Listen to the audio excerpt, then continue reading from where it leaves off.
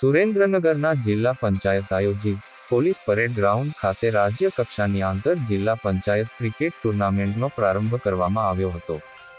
સુરેન્દ્રનગરના જિલ્લા પંચાયત આયોજિત રાજ્યની 31 જિલ્લા પંચાયતની ટીમોએ આ ટુર્નામેન્ટમાં હર્ષભેર ભાગ લીધો હતો.